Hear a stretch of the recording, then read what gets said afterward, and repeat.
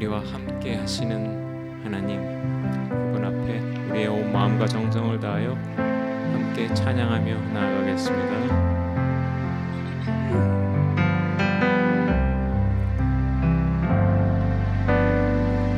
오소서 진리의 성령님, 이 땅 흔들며 임하소서. 거짓과 탐욕 죄악에 무너진 우리 가슴 정케 하소서. 오소서 은혜의 성령님, 하늘 가르고 임하소서. 거룩한 불꽃 하늘로서 임하사 타오르게 하소서. 주 영광 위에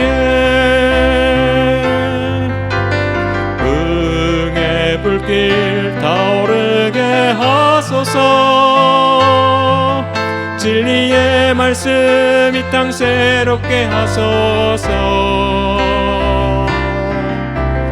은혜의 강물 흐르게 하소서. 진리의 바람 이 땅 가득 불어와 흰 옷 입은 주의 순결한 백성, 주의 영광 위에 이제 일어나 열방을 치유하며 행진하는 영광의 그날을 주소서.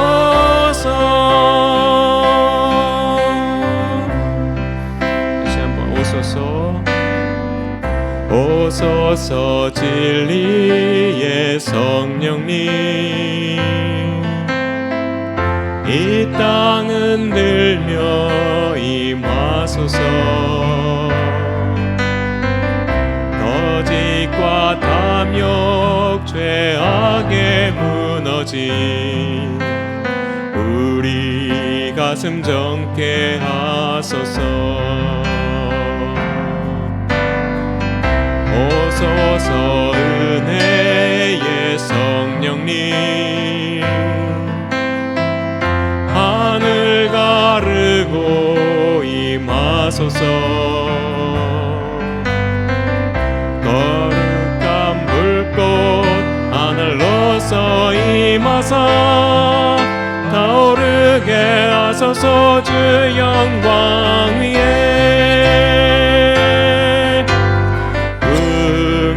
불길 타오르게 하소서. 진리의 말씀 이 땅 새롭게 하소서. 은혜의 강물 흐르게 하소서. 성령의 바람 이 땅 가득 불어와 흰 옷 입은 주의 순결한 백성, 주의 영광 위에 이제 일어나 열방을 치유하며 행진하는 영광의 그날을 주소서. 봉의 불길 타오르게 하소서. 진리의 말씀 이 땅 새롭게 하소서. 은혜의 강물 흐르게 하소서. 성령의 바람 이 땅 가득 불어와 흰 옷 입은 주의 순결한 백성, 주의 영광 위에 이제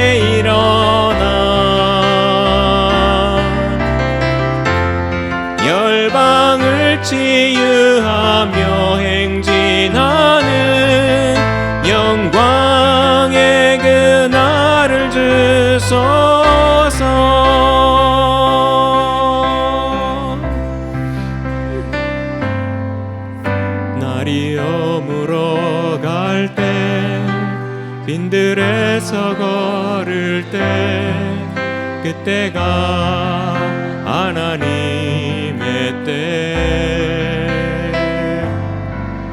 내 힘으로 안 될 때 빈손으로 걸을 때 내가 고백해 여호와 이래 우리 모인 이곳에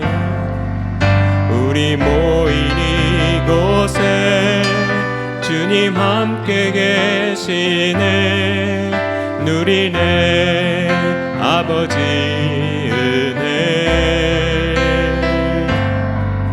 적은 떡과 물고기 내 모든 걸 드릴 때 모두 고백해 여호와 이래 주가 일하시네 주가 일하시네 주께 아끼지 않는 자에게 주가 일하시네 주가 일하시네 신뢰하며 걷는 자에게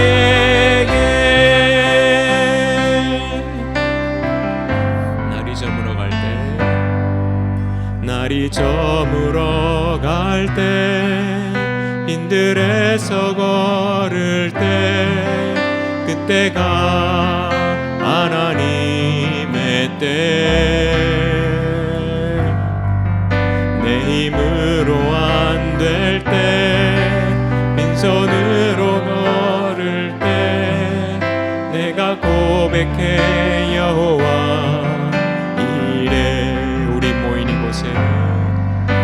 우리 모인 이곳에 주님 함께 계시네 누리네 아버지 은혜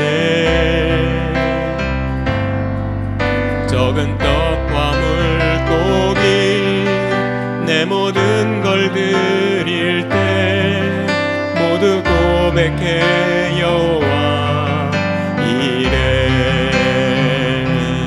주가 일하시네 주가 일하시네 주께 아끼지 않는 자에게 주가 일하시네 주가 일하시네 신뢰하며 걷는 자에게 주가 일하시네 주가 일하시네 주가 일하시네 주께 아끼지 않는 자에게 주가 일하시네 주가 일하시네 신뢰하며 걷는 자에게 주가 일하시네 주가 일하시네 주가 일하시네 주께 아끼지 않는 자에게 주가 일하시네 주가 일하시네 신뢰하며 걷는 자에게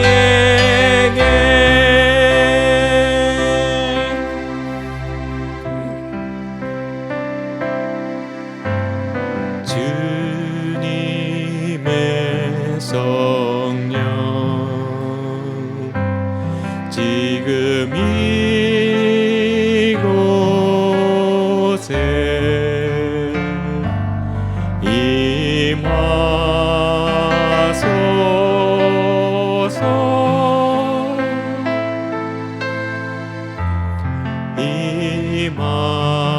임하소서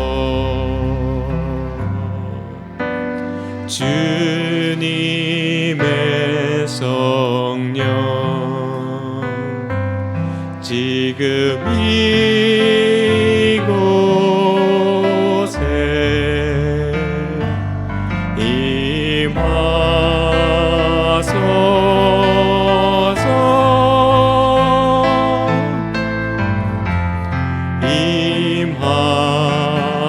임하소서.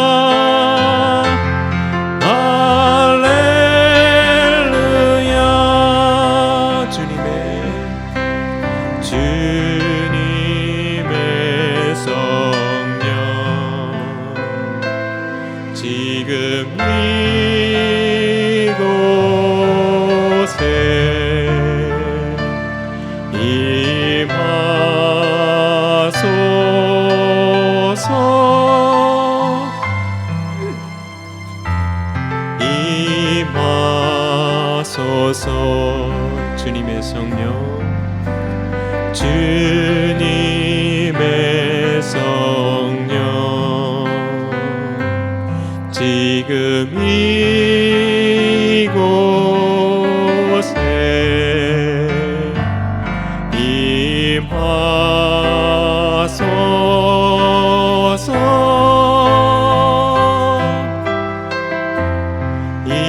임하소서. 할렐루야. 할렐루야.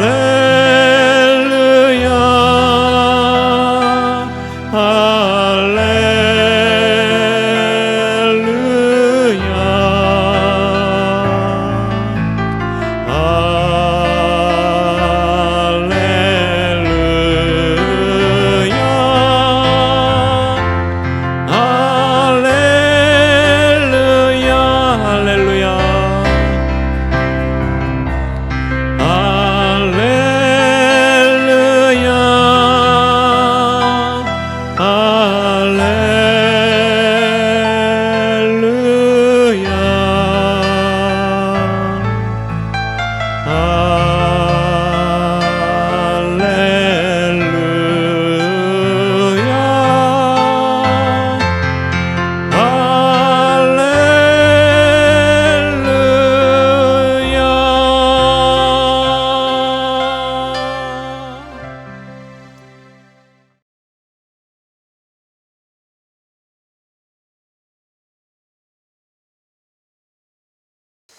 자, 오늘도 여러분들 모두에게 하나님의 크신 은혜가 함께하기를 간절히 소망합니다.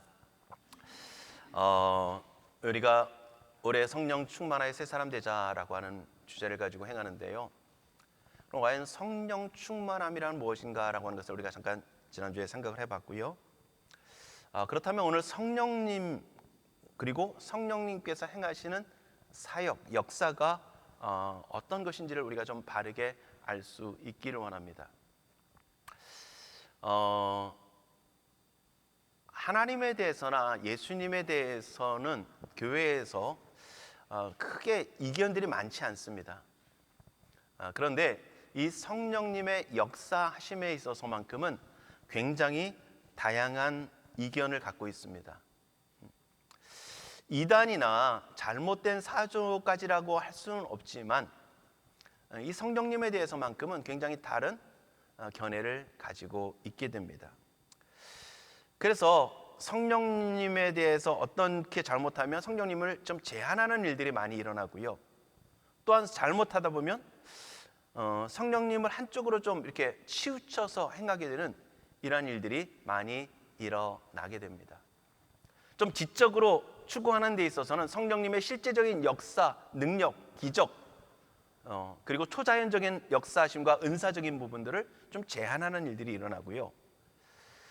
그리고 좀 은사를 좀 많이, 성령님을 좀 많이 이렇게 강조하는 쪽에 있어서는 좀 은사 쪽으로만 많이 치우치는 이러한 모습들이 많이 나타나게 됩니다. 이 중립을 지킨다는 게 참 어렵습니다. 어려워요.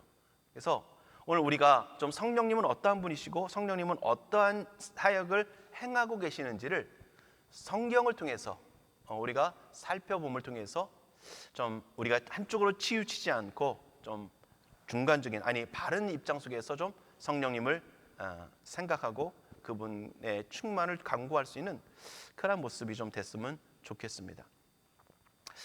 자, 먼저 오늘 본문의 말씀을 보면 예수님께서 공생애를 이제 마칠 때가 됩니다. 3년, 대충 우리가 보통 많이 얘기하기로 3년 반 정도의 공생애라고 얘기합니다. 그 3년 반의 공생애를 예수님께서 이제 마치시고 십자가에 죽으시고 그리고 부활하신 후에 하늘로 승천하시는 그러한 공생애의 마감의 때가 다가옵니다. 그러면서 예수님이 무엇을 약속하시냐면요, 자신은 떠나가지만 그 예수님께서 보내시는 성령님이 그 가운데 함께 하실 것을 약속을 해 주십니다. 성령님이 함께 하실 것. 자, 우리 여러분들 특별히 이 요한복음 14장부터 16장의 말씀을 통해서 보면 성령님에 대한 모습들을 좀 구체적으로 말씀하고 계신 게 바로 요한복음 14장부터 16장까지의 말씀입니다. 그 중에서 오늘 한 부분입니다. 오늘 이것이 전부가 아니라는 사실을 여러분들 분명히 기억을 해 주셨으면 좋겠습니다. 자, 예수님께서는 떠나가시는데 예수님께서는 뭐라 말씀하시냐면 성령님께서 너희 가운데 오실 것이다. 아버지께서 예수님의 이름으로 보내실 것이다 라고 하는 모습을 말씀해 주고 계십니다. 자, 우리 한번 16절의 말씀을 한번 같이 한번 보겠습니다. 예수님께서 여러 가지 말씀을 하시면서 성령님을 약속하시는데 뭐라고 말씀하시냐면요, 16절에 보면 내가 아버지께 구하겠으니 그가 또 다른 보혜사를 너희에게 주사 영원토록 너희와 함께 있게 하리니, 이렇게 말씀합니다. 내가 아버지께 구함을 통해서, 예수님이 아버지께 구함을 통해서 보혜사를 보내신다. 근데 또 뭐라고 말씀하냐면 또 다른 보혜사다, 이렇게 말씀합니다. 이 말은 예수님 자신이 보혜사라고 말씀하시는 것이고요, 그리고 성령님도 보혜사다라고 말씀하고 계신 겁니다. 그 보혜사를 보내주시겠다라고 말씀하십니다. 이 보혜사라고 하는 데는요, 굉장히 여러 가지 뜻이 담겨져 있습니다. 이 보혜사라고 하는 것은 우리를 돕는 자라고 하는 의미도 있고요, 그 돕는 자라고 하는 의미와 함께 우리를 변호해 주시고 우리를 대변해 주신다, 대언해 주신다라고 하는 의미가 있습니다. 그래서 하나님께서 우리 가운데 성령님이 함께 하시면서 우리를 변호해 주시고 도우시고 하나님을 향해서 우리를 대언해 주시는, 또한 하나님의 말씀이 성령님을 통해서 우리 가운데 들려지는 이러한 모습으로가 바로 보혜사라고 하는 겁니다. 또 한 가지 중요한 의미가 뭐냐면요, 위로자라고 하는 겁니다. 우리의 연약함을 아시고 우리의 아픔을 아시고 우리를 위로하시고 우리를 감싸 주시는 그 분이시라는 겁니다. 그래서 예수님께서도 오셔서 뭘 하십니까? 연약한 자들을 고치시고 회복하시고 치유하시는 이러한 일들을 예수님께서 이 땅에 오셔서 행하셨죠. 그래서 눈먼 자를 보게 하고 그 다음에 듣지 못한 자들을 듣게 하고 걷지 못한 자를 걷게 하는 이러한 모습들, 그리고 고통하는 자들을 주님이 감싸주시는. 근데 그것은 단지 앞을 보지 못하는 시각장애인이나 청각장애인이나 이러한 사람들만을 말하는 것이 아니라 영적인 의미 속에서 그러한 자들을 위로하시고 고치시는 그러한 은혜를 베풀어 주셨음을 우리는 분명히 더 기억을 해야 할 것입니다. 자, 예수님께서도 보혜사로 오셨고 그리고 성령님께서도 보혜사로 이 땅 가운데 보내주실 것이다 라고 말씀합니다. 자, 그런데 중요한 거 한 가지가 있는데요, 그 첫 번째 뭐냐면요, 오늘 26절의 말씀을 보면 우리가 읽은 본문의 말씀, 보혜사 곧 아버지께서 내 이름으로 보내실 성령이라고 말씀합니다. 성령님을 보내시는데 아버지께서 보내신다고 말씀하고 있습니다. 성령님을 보내시는 주체 누구라고요?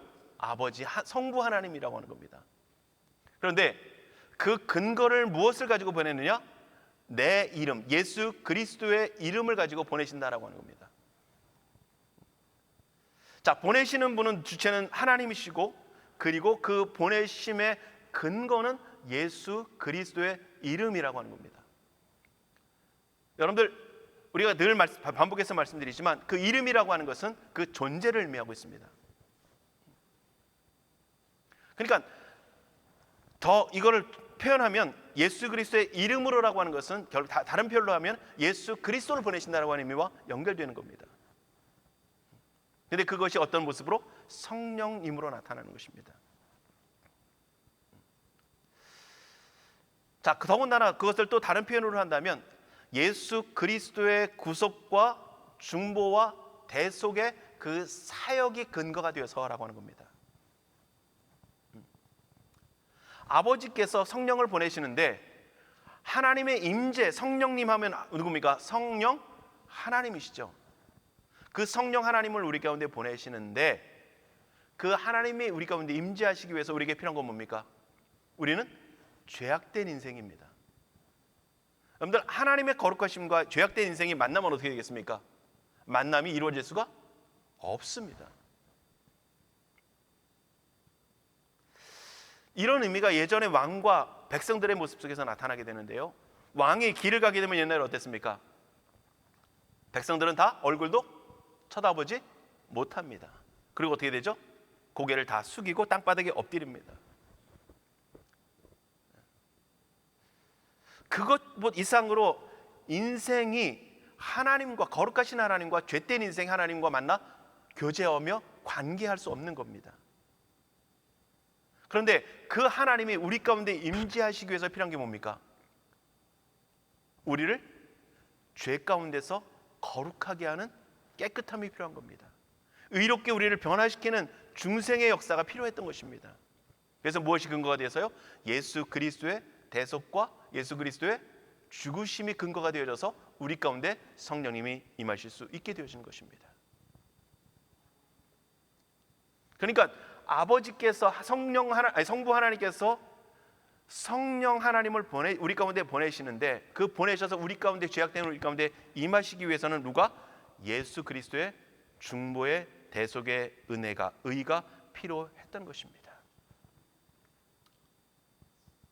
자, 그런데 또 한 가지, 오늘 내 이름으로 보내실 성령 하나님이라고 하는 것은 예수님의 사역의 연속성과 동일성이라고 하는 겁니다. 예수님께서 이 땅에 오셔서 뭘 하셨습니까? 세례 요한이 예수님에게 제자들을 보내셔서 물을 때에 눈먼 자들이 보게 하고 걷지 못한 자들이 걷고 듣지 못하던 자들이 보고 말하지 못하던 자들이 말하는 것을 얘기하시죠. 그리고 요한복음 1장에서 말씀하는 걸 보면 말씀이 육신이 되어 우리 가운데 거하신 분이라고 말씀합니다. 이처럼 예수님이 행하시던 그 모든 사역이 또 다른 보혜사이신 성령님을 통해서 우리 가운데 계속해서 진행된다는 겁니다. 그 사역을 성령님께서 계속 행하신다는 겁니다. 그러니까 여러분들, 우리 가운데 결론적으로 먼저 한 가지를 말씀을 드리면 우리 가운데 성령이 임하셨다라고 하는 것은 단지 은사와 어떤 역사를 행한다는 것이 아니라 그것들은 현상적으로 나타날 수 있습니다. 방언을 말하고 통역을 말하고 예언을 말하고 병든 자를 고치고 하는 이런 일들이 일어날 수 있습니다. 그런데 성령님의 역사는, 하나님의 역사는 무엇이냐면 가장 핵심된 역사는 죽은 자를 살리시며 고치시며 오늘 우리 가운데 함께 하시는 것입니다. 그러면 오늘 우리 가운데 성령님이 임하셨다라고 하는 것은 무슨 얘기겠습니까? 우리 가운데 예수님께서 행하셨던 그 일들을 우리 안에 계신 성령님께서 우리를 통해서 행하신다는 얘기입니다. 그러니까 그거를 자꾸 우리는 무엇으로 생각하냐면 성령님이 임하시면 뭔가 은사적인과 능력과 고린도전서 12장이나 12장만을 가지고 많은 은사를 많이 얘기를 합니다. 그것만이 아니라고 하는 것이죠. 예수님께서 하셨던 일을 성령님이 하시고 성령님이 하시는 그 일이 우리 가운데 성령님이 임재하시면서 우리는 그 일들을 행하게 된다는 겁니다. 자, 이런 의미 속에서 성부 하나님께서 행하시는 역사가 성자 예수님을 통해서 나타나서 행하셨고 그것이 누구를 통해서 이어지냐? 성령 하나님을 통해서 이어진다는 겁니다. 그런데 그 일에 쓰임받는 게 바로 누굽니까? 우리들이라는 거죠. 자, 창세기를 보면 하나님께서 인생을 창조하실 때에 무엇을 가지고 창조하십니까? 하나님의 형상을 따라 창조하시고요. 그리고 인생에게 뭘 주십니까? 생육하고 번성하며 온 땅을 다스리고 충만해라 라고 하는 명령을 주십니다. 하나님이 하실 일을 누구에게요? 인생에게 맡기셨어요. 예수님도 오셔서 자신이 구속의 모든 사역을 감당하시지만 그 모든 사역의 열매를 그동안 복음 전파를 누구에게? 제자들에게 맡기시고 그들을 부르셨습니다. 성령님께서 오셔서 행하신 일들이 뭡니까? 사도행전을 통해서 보면 그 사도들을 통해서 많은 그리스도의 사람들을 통해서 복음의 역사들을 이루어가는 일들을 이루어 가신다는 겁니다. 오늘 성령님께서 오셔가지고 예수 그리스도의 이름으로 예수 그리스도 행하시는 그 모든 일들을 이어받아서 또 동일한 모습 속에서 연속성과 동일성을 가지고 행하신다는 겁니다. 결국 성부 하나님의 하시는 일과 성자 하나님의 예수 그리스도 행하시는 일과 성령님의 행하시는 일이 동일하다는 겁니다. 단지 형태적으로는 좀 다르게 나타날 수 있다는 겁니다. 자, 그러면 그런 모습 속에서 내 이름으로 보내실 성령이다라고 말씀하시는 겁니다. 자, 그렇다면 오늘 이 성령님의 주된 사역 중에서 오늘 본문에서 말하고 있는 전체적인 성경에서 말하고 있는 것이 아니라 오늘 본문에서 말씀하고 있는 성령님의 주된 사역의 핵심은 뭐냐라고 하는 것을 우리가 좀 생각을 해 보기로 합니다. 자, 그 모습은 25절의 말씀을 보면요 이렇게 말씀합니다. 내가 아직 너희와 함께 있어서라고 하는 겁니다. 뭐 하신다고요? 우리와 함께 있다. 자, 그런데 16절에 보면 16절에 보면요 앞에 뭐를 말씀하시냐? 내가 아버지께 구하겠으니 그가 또 다른 보혜사를 너희에게 주사 영원토록 너희와 함께 있게 하리니 라고 하는 겁니다. 반복되는 게 뭡니까? 함께라고 하는 것이죠. 여러분들 우리가 잘 아는 예수님의 이름을 예수라 하라 그 뜻이 뭡니까? 이는 저희를 자기 백성들을 구원할 자다라는 겁니다. 근데 또 한 가지 이름을 주시죠. 임마누엘이라 하라 말씀합니다. 임마누엘, 하나님이 우리와 함께 하신다는 겁니다.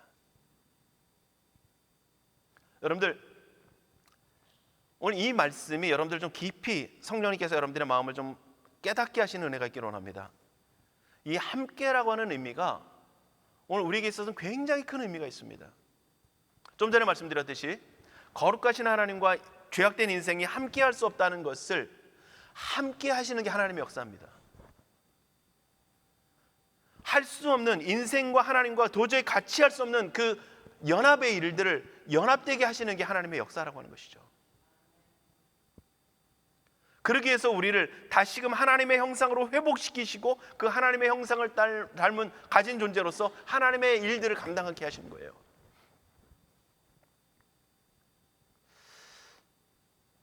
여러분들 성부 하나님께서 인생을 창조하시면서 행하신 일이 무엇입니까?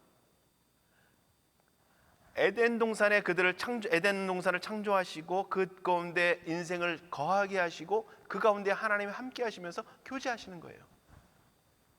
하나님과 사귐을 갖는 겁니다. 그러면 하나님과 함께 하는 거예요.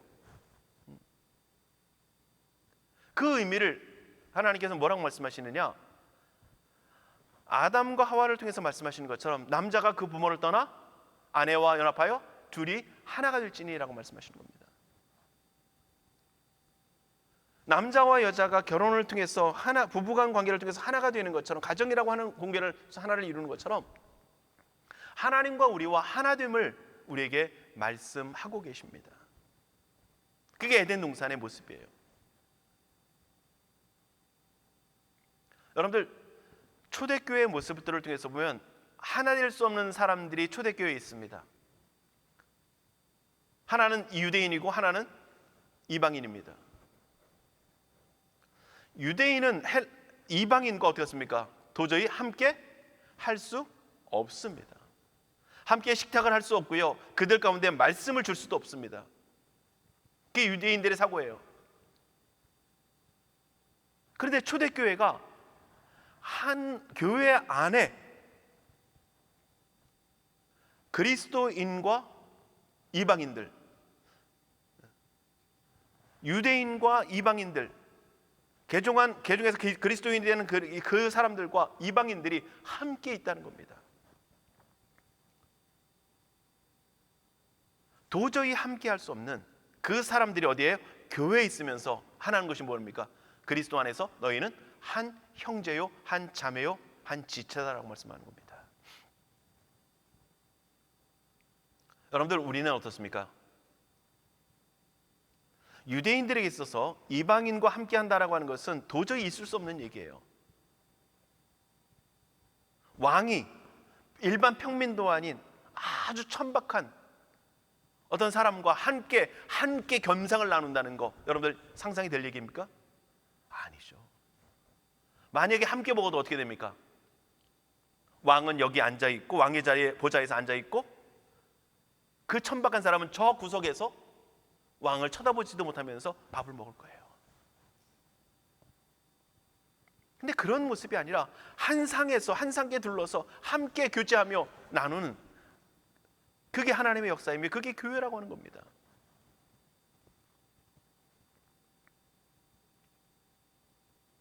우리는 조금만 우리가 싫어하는 사람과만 해도 우리는 함께 한 식탁을 나눈다는 것조차도 우리는 어려워합니다.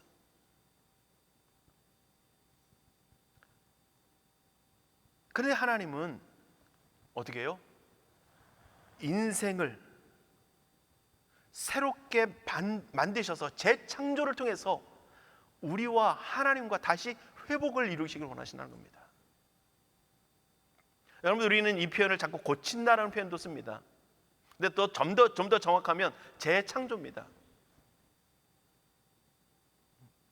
하나님의 형상을 다시금 우리 안에 새롭게 하시는 것이고요.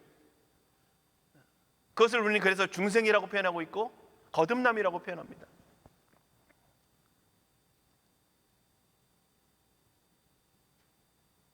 오늘 하나님과 도저히 할 수 없는 그 인생을 하나님과 하나님으로 함께 할 수 있도록 하나님께서 만드시는 겁니다. 그래서 성부 하나님도 에덴 동산에서부터 인생을 예수 그리스도의 대속을 통해서 우리 안에 의의를 집어넣어서까지라도 우리를 하나 되게 하시는 그 역사를 이루셨고, 예수님께서도 오셔서 함께 할 수 없는 그 사람들과 함께 하시네. 그래서 예수님이 이 땅에 오셔서 많이 손가락질 받은 게 중에 하나가 뭡니까? 그가 죄인과 함께 한다는 겁니다.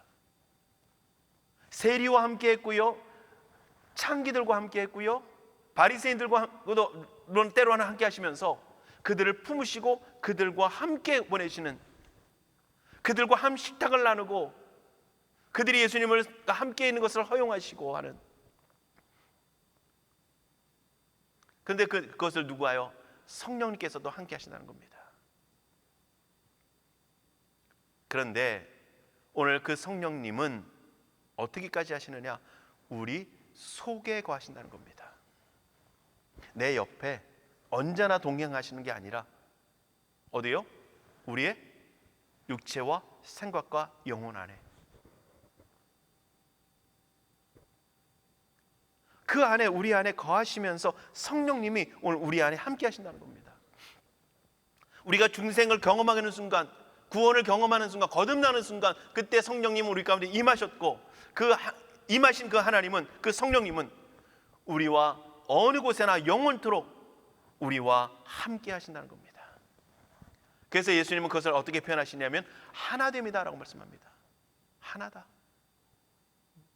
아버지와 예수님과 나와 하나님 것처럼 저들도 아버지 안에서 하나됨을 얘기하고 계십니다. 교회 가운데 참 어려운 게 바로 이 모습이에요.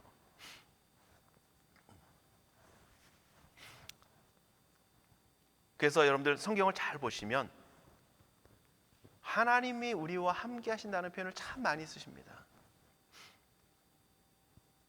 특별히 두려움 가운데 있는 가운데 찾아오셔서 뭐라고 말씀합니까? 두려워하지 말라, 내가 너희와 함께 하시겠다. 성경을 통해서 보면 또한 하나님의 임하셨다, 임재하셨다, 누구에게 하나님의 말씀하셨다, 하나님이 함께 하신다는 겁니다. 하나님이 또한 동행하신다, 하나님이 강림하셨다, 하나님이 떠나지 아니하신다. 아까 좀 전에 말씀드렸던 예수님의 이름인 임마누엘, 이 모든 것들을 통해서 하나님은 성부 하나님, 성자 하나님, 성령 하나님이 우리와 언제나 함께 하시는데, 이제는 성령님이 오시면 우리 안에, 우리 속에 거하시면서 우리와 함께 하신다는 겁니다. 그래서 그 부분을 함께 하면서 16절에는 함께라고 표현했고 17장에서 보면 우리 속에 우리와 함께 거하시겠다, 이렇게 말씀하고 계십니다. 여러분들 안에 성령님이 거하신 줄 믿으시기 바랍니다. 그 거룩하신 하나님, 그 성령님이 오늘 우리 가운데 거하고 계시다는 겁니다. 육체로 오셨던 예수님은 올라가셔서 하늘로 올라가셨지만, 성령님은 눈에 보이지 않지만 그 성령 하나님은 오늘 우리 가운데 들어오셔서 우리 안에서 영원토록 우리와 함께 하시면서 우리와 하나 되셔서 우리 가운데 하나님의 말씀을 우리가 깨닫게 하시고 역사를 이루어 가신다는 겁니다. 그러니까 성령이 임재하면 우리가 뭘 해야 되냐? 하나님과 함께라는 거예요. 만약에 은사적인 모습들이 아니면 어떤 역사들이 많이 나타날 때는 우리가 함께함의 모습들을 더 민첩하게, 더 온전하게 느끼는 겁니다. 그래서 그것을 우리는 다르게 표현할 때 지난주에 본 것처럼 충만이라고 하는 것을 쓰는 거예요.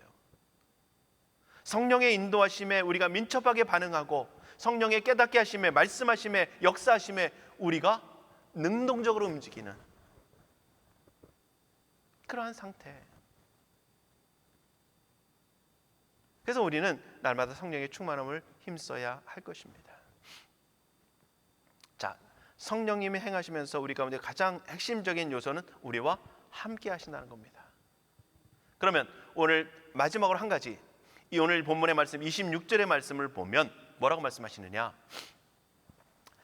보혜사 곧 아버지께서 내 이름으로 보내신 성령, 그가 너희에게 모든 것을 가르치고 내가 너희에게 말한 모든 것을 생각나게 할 것이다. 가르치고 생각나게 할 것이다 하는 겁니다. 무엇을 가르치겠습니까? 하나님의 말씀이죠. 태초에 하나님이 천지를 창조하시니라 하시면서 말씀으로 창조하시는 하나님의 말씀 되신 하나님, 말씀 되신 예수 그리스도. 우리는 말씀하면, 성령님의 역사 속에서의 말씀하면 마치 무엇인가 신비한 것만을 우리는 생각할 때가 참 많습니다. 그것이 아니고요, 우리 가운데 주신 하나님의 말씀이 말씀되게 깨닫게 하시는 거예요. 그러면 하나님의 말씀을 가르치시고 생각나게 하신다는 것은요, 예수님께서 가르치신 말씀이 우리가 가운데 생각나게 하신다는 의미도 있지만 그 예수님 자신을 누군지를 우리로 하여금 알게 하시고 깨닫게 하신다는 겁니다. 물론 여기에도 가르치시고 생각나게 하신다는 것도 굉장히 많습니다. 굉장히 많은 것을 의미하고 있지만 가장 핵심적으로 보여줄 수 있는 것은 하나님이 누구신지, 예수 그리스도가 무엇인지, 오늘 창조주이신 하나님을 하나님되게 알 수 있게 하고 구원자이신 예수 그리스도를 길이요 진리요 생명이니 하시는, 내가 곧 진리라고 말씀하시는 그 주님을, 예수님을 온전히 알게 하신다는 겁니다. 그래서 성령님의 첫 번째 가장 핵심적인 요소는 우리 가운데 함께 하시는 것이고, 함께 하시면서 우리 가운데 하시는 것이 첫 번째는 우리로 하여금 하나님을 알게 하시는 겁니다. 그래서 중생의 일을 일어나면서 첫 번째 일어나는 일이 뭡니까? 우리가 하나님을 하나님께 고백하는 겁니다. 그래서 성령님의 역사의 가장 첫 번째적으로 또한 핵심적으로 나타나는 모습은 모든 것을 가르치시고 예수님이 말씀하신 모든 것을 생각나게, 기억나게 하시는데 우리를 하나님이 어떠한 분이신지를, 하나님이 나의 구원자 되심을 바르게 알고 고백하게 하시는 겁니다. 이러한 부분을 우리는 보통 뭐라고 표현하냐면 성령님의 조명이라고 표현합니다. 조명이 뭡니까? 이것처럼 밝은 빛을 비춰주는 것이죠. 여기도 지금 물론 여기 뒤에 창문이 있지만, 유리가 있지만, 이것이 없으면 어떻게 됐습니까? 여기는 캄캄하겠죠. 빛이 없으면 깜깜할 겁니다. 이 빛이라고 하는 것은 어둠으로 인하여서 보지 못하는 것들을 보게 하는 겁니다. 그러니까 성령님의 조명이라고 하는 것은 죄로 인하여서 우리가 볼 수 없던 것들을 보게 비춰주는 게 성령님의 조명이라는 겁니다. 그래서 가르치고 말씀하시는 그 성령님의 조명은 그 가르치심을 빛대신 하나님을 빛으로 보게 하시는 겁니다. 구원자이신 예수님을 구원자로 보게 하시는 겁니다. 우리가 그래서 성령님의 조명하심이 있기 전에는 우리가 하나님을 하나님되게 보지 못했습니다. 그렇기 때문에 여러분들, 오늘 우리가 하나님을 창조주로 인정하고 하나님을 참된 하나님으로 인정할 수 있게 됐다라고 하는 것은 우리 안에 뭐가 있다는 겁니까? 성령님이 함께 하신다는 것이고 성령님의 조명하심이 우리 안에 있다는 겁니다.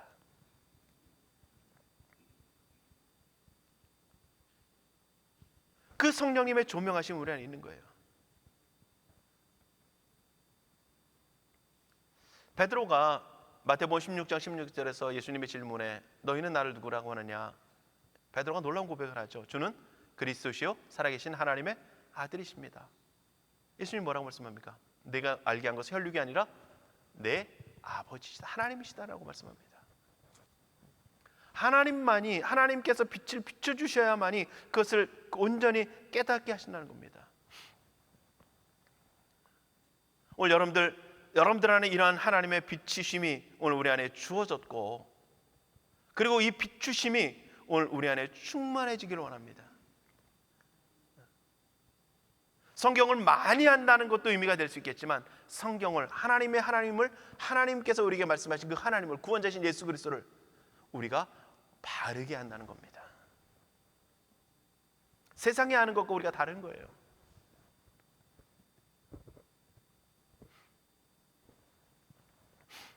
자, 그래서 어거스틴은 이 부분을 뭐라고 표현하고 있냐 하면요, 이렇게 표현을 합니다. 이렇게 사물들을 보기 위해서, 여기 앞에 있는 마이크나 보면대나 강대상이나 아니면 강대상이나 이 건물이나 이런 것들을, 이 사물들을 보기 위해서는 빛만 있다면 우리가 우리의 눈을 떠서 보면 된다는 거예요. 시력이 상실되지 않은 이상은 우리의 눈을 떠서 그냥 보기만 하면 된다는 거예요. 그런데 신령한 것들은, 우리의 마음의 눈은 우리가 뜰 수 있는 게 아니라고 하는 겁니다. 빛도 하나님께서, 성령님께서 비춰줘야만 하고, 그리고 성령님께서 우리의 눈을 뜨게 하셔야만 볼 수 있다는 겁니다. 이게 어거스틴의 고백이에요. 칼빈도 비슷한 얘기를 합니다. 무슨 얘기를 하냐면요, 우리가 하나님의 영, 성령의 이끌림을 받을 때, 성령의 감동하심이라고도 할 수 있고 성령의 이끌림을 받을 때만 우리의 시선과 마음은 우리의 이해력을 초월하게 된다라고 얘기합니다.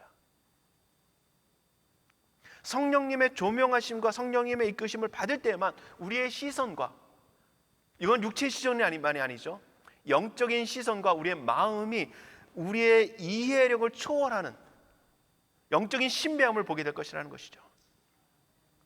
그래서 우리의 영혼은 날카로운 시력을 회복하게 된다, 이렇게 고백합니다. 그래서 이전에 전혀 보지 못하던 것들을 꿰뚫어 보는 신령한 은혜의 자리로 나아가게 된다, 이렇게 고백을 합니다.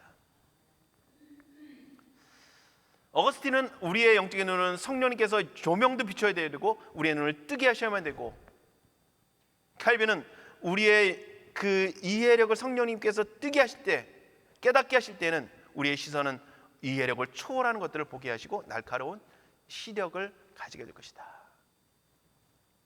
그래서 여러분들, 성령님의 조명하심이 있게 될 때에는 우리가 바라보는, 말씀을 바라보는 그 시각이 달라지게 됩니다.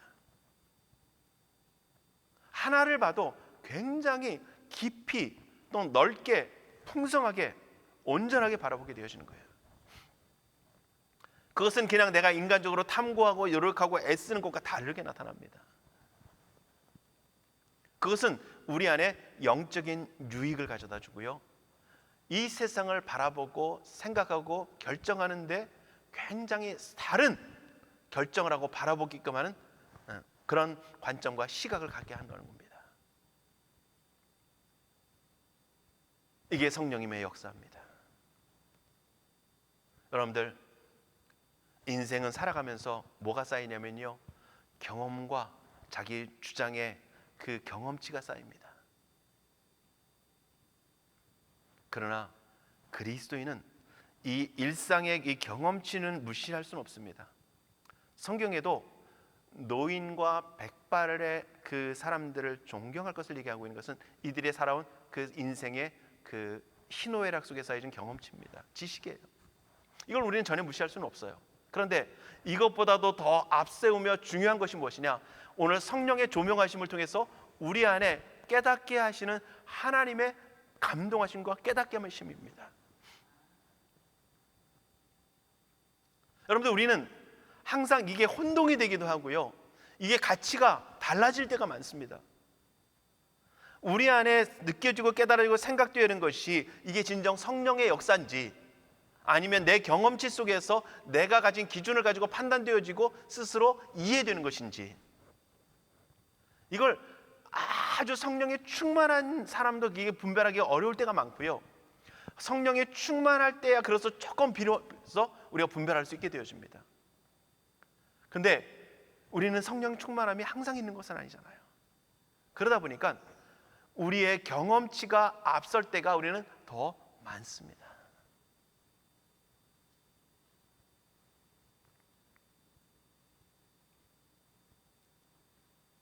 여러분들, 그러나 분명한 것은요, 성령님의 역사는요, 하나님의 역사는 언제나 동일한 모습으로 나타나는 것만은 아니라는 겁니다.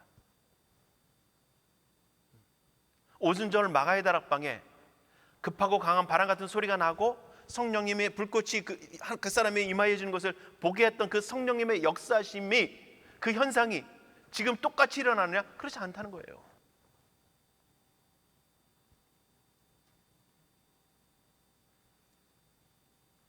그 당시에 있었던 사도들이 지금도 있는 일 없잖아요. 오늘 놀라운 하나님의 역사는 언제나 동일하게 나타나지 않습니다. 그것은 다른 사람과 비교할 것만이 아니라 자기 자신에게도 마찬가지입니다. 어제는 하나님이 이렇게 역사하셨는데 오늘은 이런 다른 모습으로 우리 가운데 역사하시며 나타나실 때가 많습니다. 어린아이의 초보와 같은 믿음의 모습 속에서 믿음이 성장하면 하나님이 우리를 바라보시고 우리를 다루시고 우리에게 요구하시는 모습이 달라지는 것을 우리는 깨달아야 하고요, 우리가 달라져야 합니다. 언제나 우리가 믿음의 초보를 걸으면서 하나님 앞에 그렇게 기도하고 하나님 앞에 그렇게 살아가고 그렇게 헌신하고 그렇게 나아가고 그렇게 예배하는 모습이 아니라, 우리가 하나님의 은혜를 받은 만큼 우리는 달라져야 되고요, 성령의 역사는 다른 모습들로, 형태는 다른 모습들로 우리가 나타날 수 있다는 겁니다. 방언을 말한다 할지라도요, 처음에 우리가 방언을 말할 때는 어땠습니까? 내가 방언을 한 것이 아니라 성령님께서 강권적으로 역사하시면서 방언을 하게 하세요. 그런데 시간이 지나면서 어떻게 됩니까? 내가 자유롭게 할 수 있어요.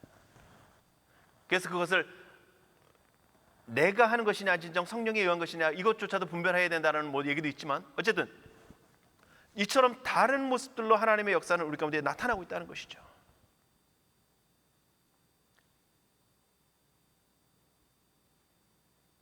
자, 그렇다면 오늘 우리가 중요한 것, 우리의 경험치 속에서 나타나는 모습을 가지고 우리가 분별하며 생각하며 판단하며 나아가는 것인지, 진정 성령의 조명하심 가운데서 우리가 깨달음 가지고 그 조명하심을 가지고 우리가 살아나가고 있는지 잘 분별해야 되고요. 또한 우리가 힘써야 할 것은요, 이 경험치와 또한 세상의 소리 속에서 들려지는 그 모습에 반응하는 것이 아니라 성령님의 역사심에, 그 말씀에, 그 음성에 귀를 기울이기를 힘쓰는 그러한 삶의 모습들이 있어야 되고, 귀를 기울이는 그 열심이 있어야 되고요. 그 말씀에 감동하심에 조명하심에 반응하기를 힘쓸 수 있는, 그러기 위해서는 내 경험치도 때로는 어떻게 해요? 무너지는 겁니다. 한 예를 들어볼까요? 아브라함에게 하나님께서 뭘 요구하십니까? 100세에 얻은 아들을 내게 바치라고 말씀하세요. 여러분들, 하나님은 인생을 제물로 받으신 분이 아니십니다. 여러분들 언제 여러분들 자식을 바치라고 하나님 말씀하신 적 없잖아요. 근데 아브라함은 어떡합니까? 물론 지금처럼 성경이 있지는 않았지만 자신이 아는 하나님과 그는 일치할 수 없는 그 모습임에도 불구하고 어떻게 해요? 하나님의 말씀에 순종한다는 겁니다. 이게 우리에게 주신 말씀이 기준이 바뀐다라고 하는 것은 결코 아닙니다. 하나님이 보시려고 했던 건 뭡니까? 그의 믿음의 반응입니다. 믿음대로 행하는 하나님을 사랑함의 마음입니다. 그래서 하나님은 이삭을 죽인 다음에 살리신 게 아니고 어떻게 해요? 죽기 전에 그걸 막으시잖아요.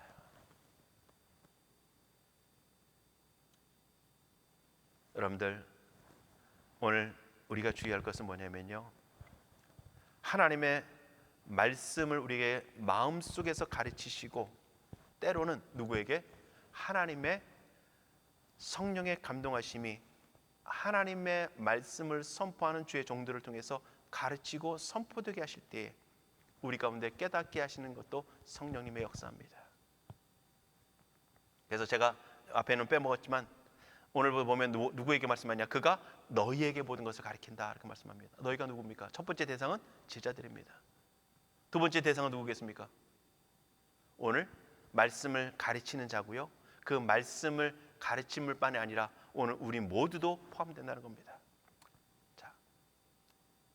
자, 그래서 오늘 하나님께서 이제 성령님의 감동하심을 통해서 우리에게 주신 바 말씀을 깨닫게 하시기도 하지만 그 가르침을 받은 제자들을 통해서 그 말씀이 가르침이 증거되어지고 선포되어지고, 그리고 그 선포될 때 어떻게 해요? 성령님의 감동하심이 그들 가운데, 그것을 듣는 자들에게 임하심을 통해서 말씀이 깨달아지는 역사가 일어나는 것처럼,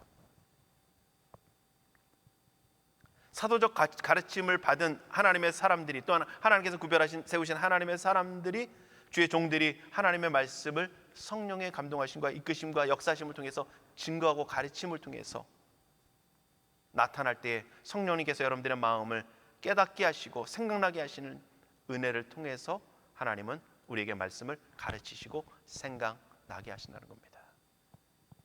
또한 더 나아가서 여러분들의 삶 속에서 말씀을 묵상하고 말씀을 읽고 또한 기도하며 살아갈 때에 하나님께서 우리에게 말씀을 감동으로 생각나게 하시고 기억나게 하시는 그런 은혜를 베풀어 주신다는 겁니다. 그럼 여러분들, 마지막으로 한 가지만 부탁을 드리겠습니다. 오늘 성령님의 조명하심과 하나님의 가르치심, 하나님의 말씀에 생각나게 하심이 그 말씀에 우리의 마음의 귀를 기울일 수 있게 일어나고요, 그 음성 듣기를 사모하는 여러분들에게 일어납니다.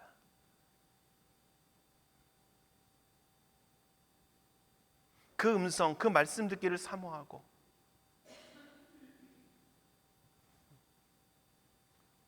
여러분들, 우리는 하나님의 말씀을 듣기를 사모한다고 하지만 여러분들, 우리의 삶의 모습들을 보면요, 우리가 어떤 것에 더 민감한지를 우리는 볼 수 있습니다. 여러분들, 사실 우리는, 저도 마찬가지고요, 우리 모두 마찬가지입니다. 사람들의 말에, 들려지는 소식에, 들려지는 뉴스에 더 민감합니다.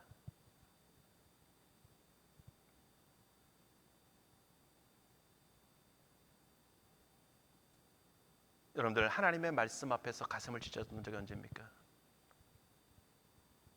그 하나님의 말씀 앞에서 너무도 감격하고 기뻐서 눈물을 흘리며 그 은혜에 감사하며 하나님 앞에 나갔던 적 언제입니까? 그러나 아마도 뉴스를 보셨던 많은 분들은 그 뉴스로 인해서 우리는 분노하기도 했고요. 우리는 즐거워하기도 하고요. 우리는 거기에 더 민첩하게 반응하지는 않았는가? 오늘 우리 자신을 좀 살펴봤으면 좋겠습니다. 저도 뉴스를 보면서는 참 안타까움도 있고 분노도 있고 기쁨도 있고 하지만 그것보다 더 우리가 앞서야 할 것은요, 오늘 주님이 우리 가운데 말씀하시는 그 주님의 말씀, 성령님의 말씀, 성령님의 깨닫게 하심, 그 말씀이 오늘 우리 안에 나를 어떻게 반응하고 있는지를 바라볼 수 있게 원합니다. 그것이 우리가 얼마나 성령님의 음성 듣기를 사모하고 있는지를 반증해 줄 수 있는 겁니다. 근데 대부분 우리는 은혜는, 깨달음은 그 자리에서 3초를 못 갑니다. 우리는 금붕어와 같이 3초를 못 넘기는, 그래서 이 성전문을 나가서, 예배당 문을 나가서 밥 먹을 때 되면 다 잊어버리는 우리가 되지 않고요, 진정 성령님의 음성에 귀를 기울이고 그 말씀에 좀 깊이 반응할 수 있는, 그것이 우리의 마음에 더 깊이 새겨지는, 그리고 그것이 우리의 고백 속에서 더 많이 증거되어지는 그러한 은혜가 있기를 주님의 이름으로 축복합니다.